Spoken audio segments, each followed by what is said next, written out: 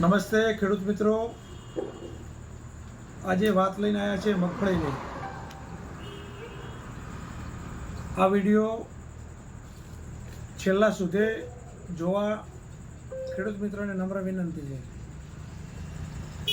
અત્યારના સમયમાં, હાલની સમયની અંદર ખેડૂતો યુરિયાની માંગ વધી ગઈ છે. બાકી મગફળીની અંદર યુરિયાની કોઈ જરૂરિયાત પડતી નથી. મગફળીની અંદર પહેલા તબક્કાની અંદર એમોનિયમ સલ્ફેટ આપવાની જરૂર પડે છે એને વૃદ્ધિ માટે. બીજા નંબરની અંદર આપણે લઈને આવ્યા છીએ ઉત્પન્ન કંપનીનો CBSC 19. આ એક બાયો ફર્ટિલાઇઝર ખાતર છે. તે મગફળીની અંદર આવતી બ્લેક ફૂગનો ખાત્મો કરવાની પેસ્ટિસાઇડ છે. વ્હાઇટ ફૂગનો ખાત્મો કરવાની પેસ્ટિસાઇડ છે.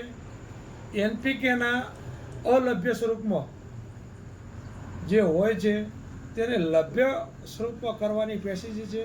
એટલે કે NPK કન્સોલ્ટિયા પેસ્ટિસાઇડ, મૂંડાઓને ખતમ કરવાની પેસ્ટિસાઇડ આની અંદર આવેલી છે. નાઇટ્રોજનને એક્સિસ કરવાની પેસ્ટિસાઇડ અંદર આવેલી છે. આવા અનેક પ્રકારના CBSC 19ની અંદર અનેક પ્રકારની 19 પ્રકારની પેસ્ટિસાઇડો આવેલી છે.